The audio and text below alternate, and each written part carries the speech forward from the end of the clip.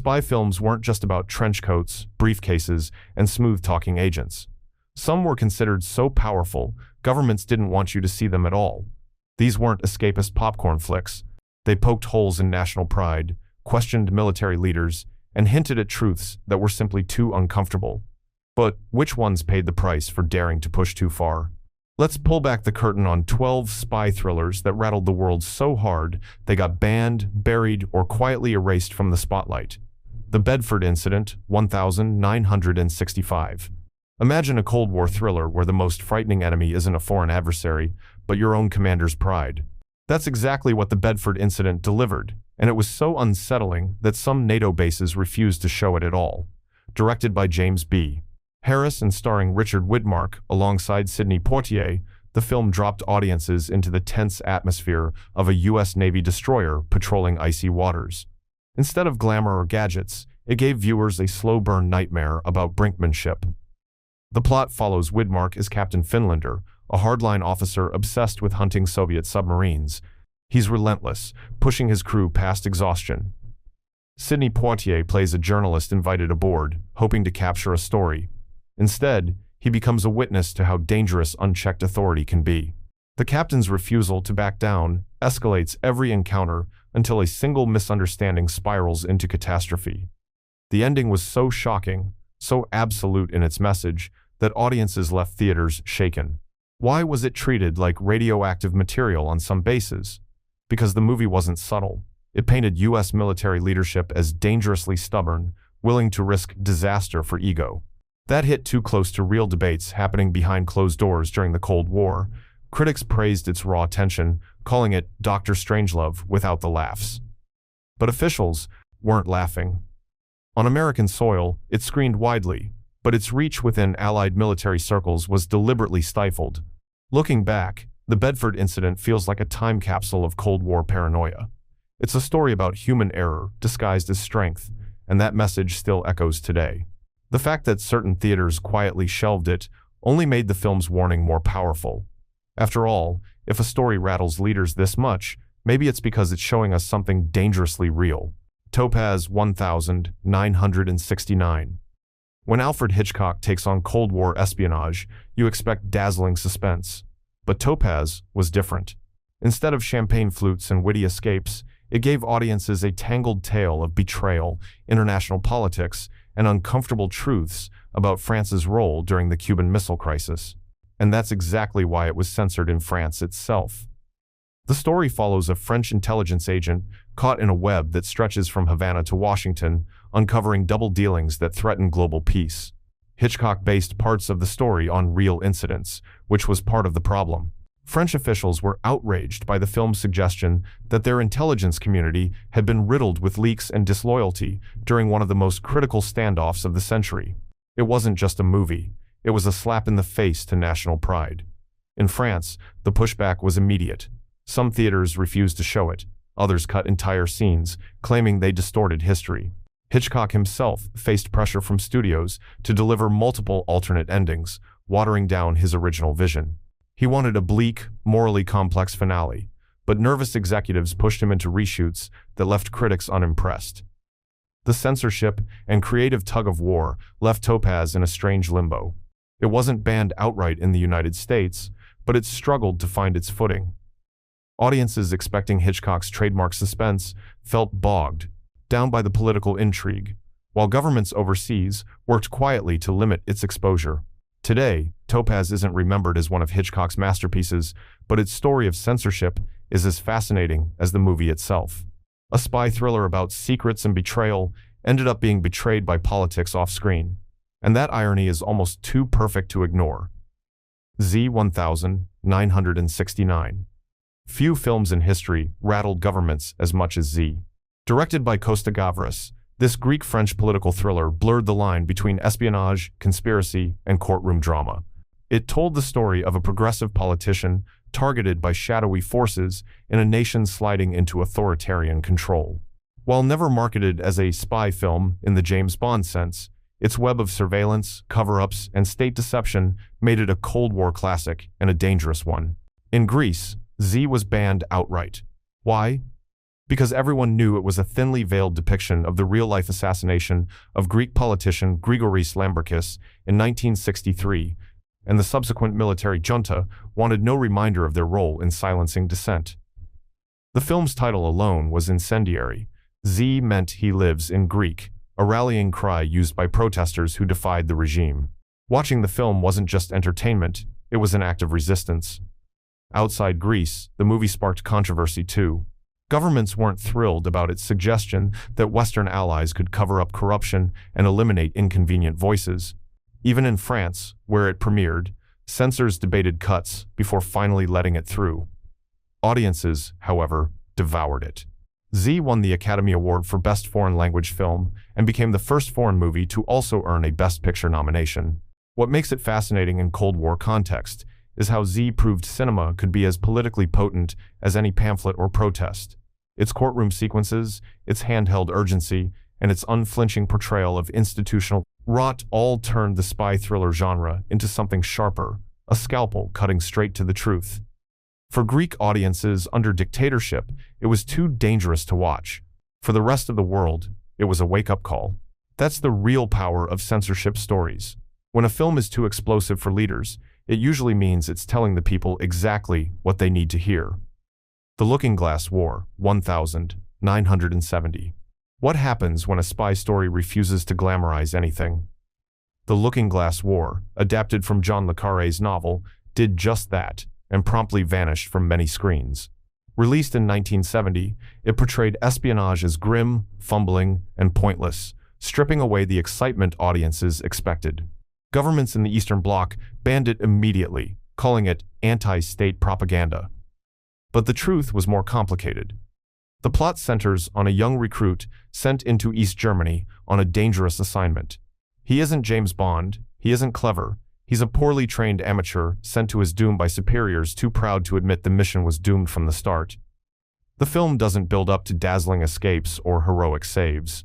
Instead, it slowly grinds down the protagonist until failure becomes inevitable. It was an unflinching portrait of espionage as incompetence, and that was a dangerous narrative for both sides. In the West, critics admired le Carré's cynicism, but noted audiences hated the downbeat tone. Studios panicked. Without action or charm, the movie flopped in theaters and was quietly buried. In Eastern Europe, officials took no chances. They suppressed it entirely, afraid it would plant doubts about the supposed efficiency of their intelligence services. Why does this film matter in the censorship story? Because it shows how truth can be dangerous, even when wrapped in fiction.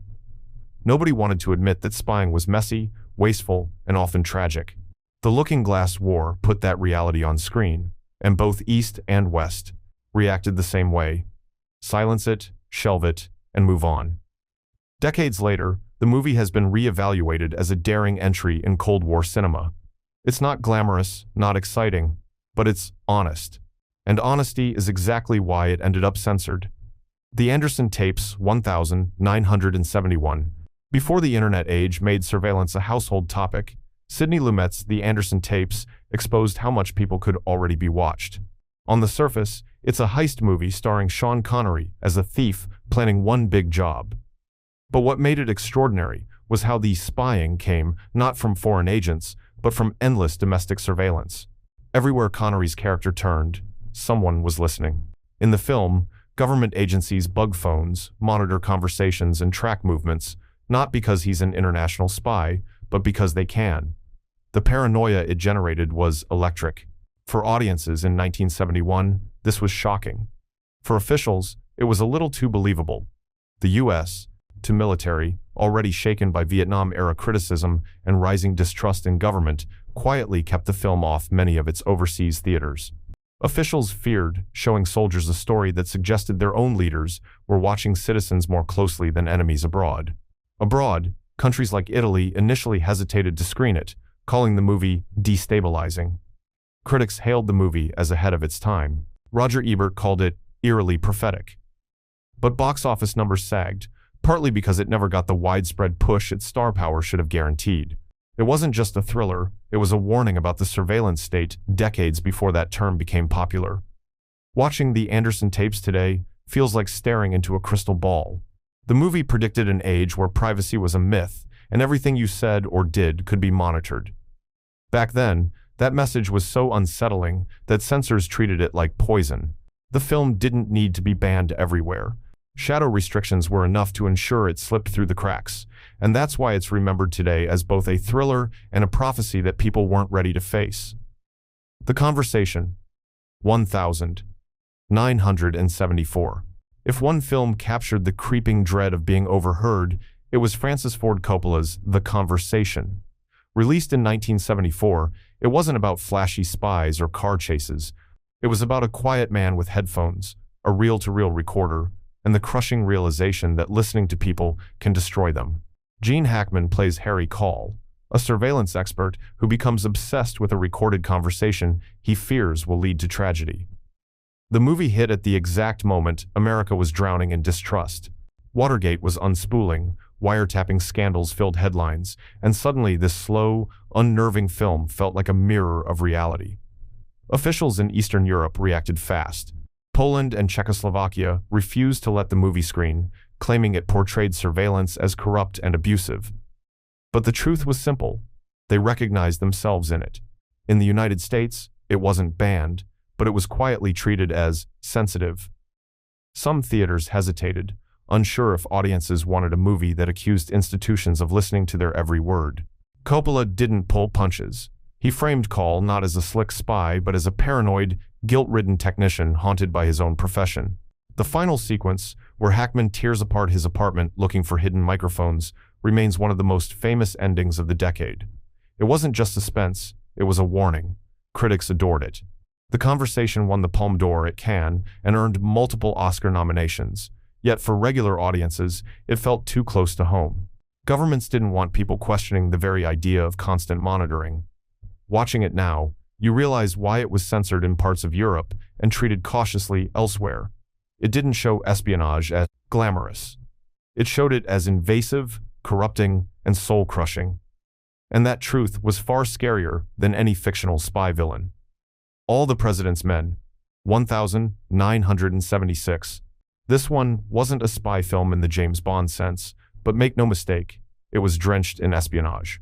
All the President's Men, directed by Alan J. Pakula, dramatized how two reporters uncovered the Watergate scandal. It was all about break-ins, cover-ups, shadowy informants, and the quiet power of investigative digging. And for that reason, it landed squarely in the crosshairs of Cold War censorship. In the United States, it played as a triumph of free press. But in Eastern Europe, it was poison. The Soviet Union and several satellite states banned it completely. Why? Because it showed that even the world's most powerful leader could be brought down by exposure. That message was unacceptable in countries where leaders wanted to project unshakable control. The irony is that while it was banned abroad, the US government wasn't thrilled either. Agencies quietly complained that it made the intelligence community look like shady fixers. On US military bases overseas, screenings were limited. Officials didn't want soldiers stationed abroad being reminded that even their own government's top office had been caught covering up. The movie itself is brilliant. Robert Redford and Dustin Hoffman as Woodward and Bernstein, chasing leads through endless phone calls, late-night meetings, and tense editorial showdowns. It turned the slow grind of journalism into one of the most suspenseful thrillers of the decade. Censorship only made it more legendary. By refusing to screen it, Eastern Bloc countries confirmed exactly what the movie was saying, that secrecy and unchecked power rot institutions from the inside. Watching it today feels less like a history lesson and more like a masterclass in how truth eventually breaks through walls, no matter how thick. Telefon, 1977. Now let's flip the script. Telefon, directed by Don Siegel and starring Charles Bronson, wasn't beloved by critics, but it spooked governments just enough to get censored. The story? Soviet sleeper agents scattered across the United States, waiting for a single phone call to activate them. For audiences in the late 1970 seconds, it was pure Cold War nightmare fuel. Bronson plays a KGB officer racing to stop a rogue from triggering the plan, which would unleash chaos. On paper, it was a pulpy thriller. But the premise, that enemy agents could be hidden in plain sight, brainwashed, and ready to act at a signal, was too close to propaganda for Eastern Bloc censors to stomach. The Soviet Union dismissed it as fantasy, yet quietly blocked it from screening across much of Eastern Europe. They didn't want their citizens even entertaining the possibility of such infiltration. In the United States, it wasn't banned, but some theaters shied away. The concept was so outlandish, yet so believable, that it sparked real unease. Imagine watching this in 1977, knowing the Cold War was still running hot. The film made every ringing phone seem dangerous. Critics weren't kind. Many called it formulaic. But audiences loved the paranoia, and it did well at the box office. Over time, its reputation has softened into cult curiosity. But its censorship history is the real story. Eastern governments buried it not because it was great art, but because its central idea, sleeper agents hiding next door, was just a little too effective as a fear tactic. Sometimes censorship isn't about silencing brilliance. Sometimes it's about smothering stories that hit nerves, even when wrapped in pulp. Telefon may not be a masterpiece, but it proved that even a popcorn thriller could rattle nerves when it tapped into Cold War fears. The Osterman Weekend, 1983. When legendary director Sam Peckinpah stepped into the spy genre, nobody expected subtlety. The Osterman Weekend was his last film, and it took Cold War paranoia and dialed it to 11. Based on a Robert Ludlum novel, it told the story of a television host invited into a government sting operation only to discover his closest friends might be double agents. The setup sounds thrilling enough, but what made it dangerous wasn't just the story, it was the way it turned the CIA into villains. The agency wasn't shown as heroic defenders, but as manipulative puppeteers willing to ruin lives. That portrayal spooked networks and distributors. While it wasn't outright banned in the United States, television broadcasters steered clear of it for years. Overseas, the situation was worse. Some European countries restricted screenings, calling it destabilizing and anti-American. Behind the scenes, the film was a mess. Peckinpah battled studios over edits, delivering a final cut so dark and cynical that executives didn't know how to sell it. Critics tore it apart on release, but fans later saw what was really happening. Peckinpah had made a movie about surveillance, manipulation, and the terrifying ease with which governments can rewrite reality. The censorship wasn't loud. It was quiet, insidious. Theaters dropped it. Networks ignored it. It faded into obscurity. That's its legacy. Not that it flopped, but that it was treated like a problem film too ugly to promote. Today, The Osterman Weekend is remembered as a flawed but fascinating swan song. Its message is clear. When the people pulling the strings decide the narrative, truth is the first casualty. Maybe that's why so many decided the film was better left unseen. White Nights, 1985. Cold War cinema often thrived on defection stories, but White Nights hit a nerve that got it banned outright in the Soviet Union. Directed by Taylor Hackford, the film starred ballet superstar Mikhail Baryshnikov, himself a real-life defector, alongside Gregory Hines.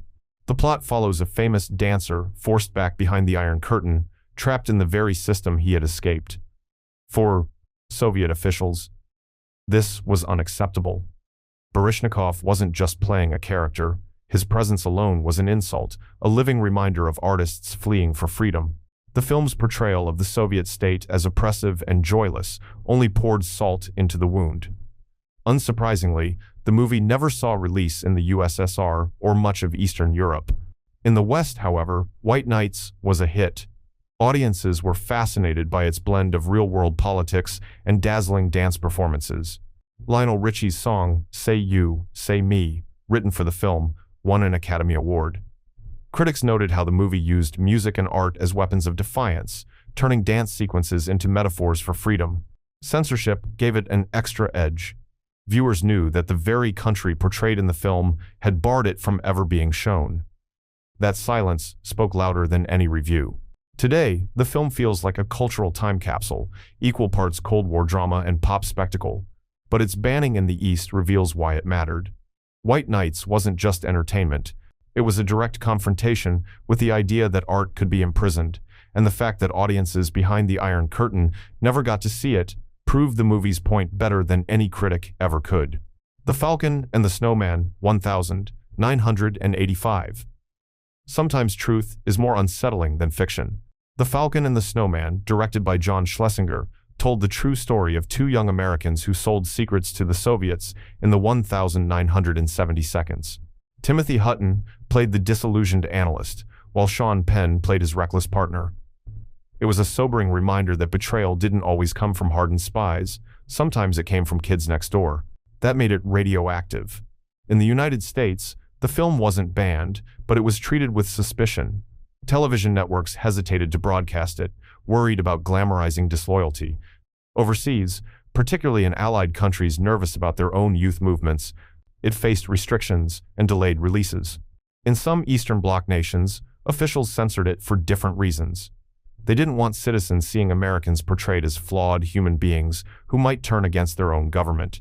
The movie itself is gripping, less about gadgets and more about desperation. Hutton's character doesn't betray his country for riches, but out of disillusionment with foreign policy. Penn's character, on the other hand, spirals into reckless behavior that dooms them both. It's part character study, part indictment of a system that alienates its own. Censorship helped turn it into a cult film. Those who did see it recognized its quiet power. It wasn't a box office smash, but it lingered in cultural memory as one of the most honest portrayals of Cold War espionage. What makes it fascinating is how every side tried to keep it quiet for different reasons. The US worried about morale. Allies worried about influence. The East worried about empathy. And that proves the film's point. Truth doesn't need explosions to scare people. Sometimes it's the quiet stories of betrayal that governments can't stand to hear. Red Dawn 1984. Sometimes the most censored films are also the loudest. Red Dawn, directed by John Milius, was a teenage fantasy of resistance, high school kids fighting back after America is invaded. It was pure pulp, with Patrick Swayze and Charlie Sheen leading a small-town rebellion against foreign forces. To some, it looked like entertainment. To others, it looked like dangerous propaganda. In the Eastern Bloc, it never stood a chance. The Soviet Union and its allies banned it outright, labeling it hostile and offensive. They weren't wrong to notice how directly the movie targeted them. The film's imagery of tanks rolling through Main Street and teenagers taking up arms against invaders was crafted to stoke American fears. Censors decided their citizens didn't need to see themselves portrayed as cartoon villains on the big screen. But here's the twist. Even in the West, Red Dawn wasn't universally embraced. Some critics called it hysterical, too over-the-top even for Cold War thrill-seekers. And yet, audiences packed theaters. For many, it was catharsis, a bold what-if story that made real anxieties watchable. The censorship only amplified its cultural footprint. Everyone in the East knew they weren't allowed to see it, which made it all the more legendary. Meanwhile, in the US, it became a cult classic, inspiring debates about patriotism, paranoia, and the line between entertainment and propaganda. Looking back, Red Dawn wasn't subtle. It was loud, brash, and built to stir emotions. But that's exactly why it was banned abroad. Governments don't fear quiet little films. They fear movies that make people believe, even for 2 hours, that they could resist. And in that sense, Red Dawn might be the most revealing Cold War spy-adjacent film of all. So what do these 12 films prove? That spy thrillers weren't just entertainment, they were live wires.